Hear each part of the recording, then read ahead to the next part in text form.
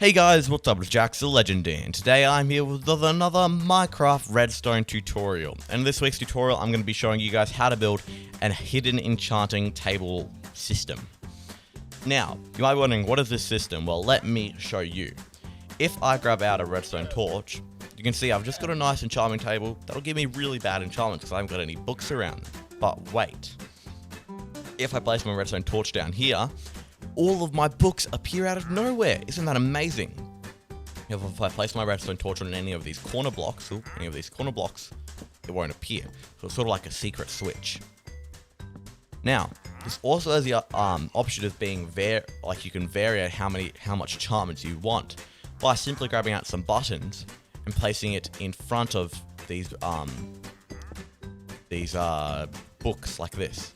As you can see, I've just stopped all enchantments, and if I open this up with a bit of lapis, you can see I'm getting the lowest enchantments. But if I break all of these buttons, which is a bit tricky, the carpet works as well, anything like that, break all the buttons like that, and then reactivate it, it'll give me the max level enchantments, which I'll be able to get an unbreaking 3-diamond sword. It's a bit trashy at the moment, but it's okay, because it looks awesome. The redstone behind this door is incredibly simple. It is just a few repeaters going into pistons with if I break down the floor here, with a redstone block activation system. So when I place a torch here, it powers this redstone block, so it's bud powering it. Now this doesn't work in Bedrock, so basically you got to use a lever instead of a torch there. It'll still work. And that powers the block and powers our whole system, and it just pushes it all down. So, now let's get into the material list.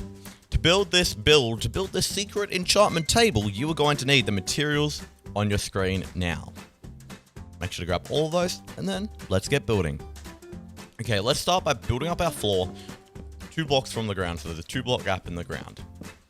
Now you want to make this at least 5 by 5. 1, 2, 3, 4, 5. 3, 5. Gives you a little bit of wiggle room on. That gives you like no wiggle room at all. That's like the minimum you can do it. But I suggest making it maybe 7 by 7, or if you've already got your floor in, you'll probably have a bigger floor than that. Okay, now let's come to the center, or where we want our enchantment table to be placed, and place our enchantment table there. And then come down and break the block directly underneath that enchantment table. Ooh, up there and there. And replace it with a sticky piston, facing down with a redstone block on the face, like this. Whoop, that. Now if we grab out our redstone torch, or our lever if you're on Bedrock, levers also work on Java, place it next to our enchantment table, that piston should extend and should retract with the redstone block. Now coming 1 block out, giving a 1 block gap towards the outside of the enchantment table, break 3 on each side like this, because this is where our books are going to be. Now place the scaffolding block directly on the ground when you're looking through those holes like this, and place sticky pistons directly on top of those. Now place bookshelves on top of those sticky pistons. Now the bookshelves have an oak plank like roof, so you've got to have an oak plank floor to make this blend in, because carpet on here will break and anything like that won't work, so an oak floor is definitely needed for this build. Now that you've got that, we're going to come down to here and break all of those scaffolding blocks because we no longer need them. Activate the system just so we can sort of see what we're working with. Activate this, and it shouldn't power any of the pistons. Grab some redstone and bring some redstone coming out through one of these corners. So just place it like that. Then come 2 blocks up and come 1 block up and 2 blocks back like this, behind each piston like so. And place a repeater going into each one of these pistons with a piece of redstone behind it. Grab out a repeater. Like this.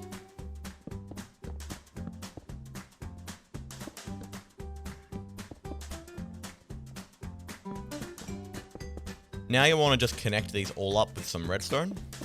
Now if you do have a current issue like this, where it doesn't reach all the way, just add a repeater in between one of these connection points. You cannot add it here, because as you can see, it will not allow one of the repeaters to work.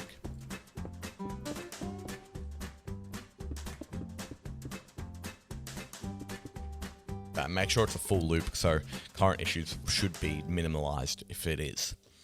So now our bottom half is fully working. Now, if you only want the bottom half to work, if you don't have enough bookshelves, you can leave it at this and then come back later. Or if you don't have enough bookshelves to fully do the door, you can replace some of the bookshelves with oak planks and then replace them as you go. Okay, now let's work on the top half. To do the top half, we want to place a scaffolding block on top of these bookshelves, then place another layer of bookshelves. Then we want to break our scaffolding block. Now place pistons going directly into those bookshelves from above.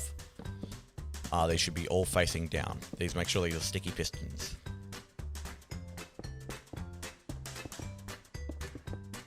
Then placing noise. Then once you've done that, break the blocks on top of the pistons and create a sort of donut ring in the center of blocks. This little hole in the middle. Now place redstone on all of those blocks. And coming out from any corner, so this corner, that corner, there, any corner, come out one piece of redstone and then count 3 blocks out, 1, 2, 3, and place 3 pieces of redstone on this. Now, this is how the redstone gets up to the top. Say, if you've got a wall here, this will be fine because the redstoning will be hidden behind the wall. But if your wall is, say, all the way back here and your enchantment table's in the middle of the room, this will not be fine because we're going to have like a staircase coming down here, which will not look good. So I suggest bringing this back even more until when it's behind your wall.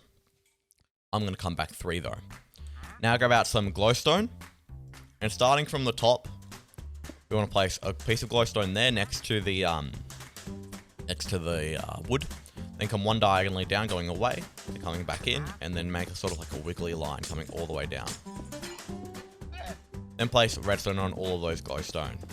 As you can see, I've got a bit of a current issue here with it not reaching all the way, so I'm going to add in a repeater. So now if I hop down here and break my torch, because you can either hop down here if you're in survival, or break some of the some of the bookshelves to get in. You can break your torch, and you now have a fully hidden system. Oh, that was very smart, closing it from the side. But now, to make this really hidden, you want to make sure the roof inside is a 2-block, and the roof 1 block around it is a 2-block roof, like this. Because then you can't actually see the bookshelves. So if it's 3 blocks, you can see that there are bookshelves there. So you can have something like this, and continue the 2-block roof, or you can grab some slabs and make sort of a transition up into a 2.5 roof or a 3-block roof, if you prefer that. But the area around it has to be a 2-block roof, because otherwise it's not really hidden. So now I can walk up here, place on my torch, and break my torch, and it'll be all good. So now you guys know how to build a fully hidden Minecraft enchanting table room thingy. So that is going to be the end of this video, guys. I hope you guys enjoyed. Please leave a like, comment, and remember to subscribe if you're new, and I'll see you guys later. And remember, stay carbonated.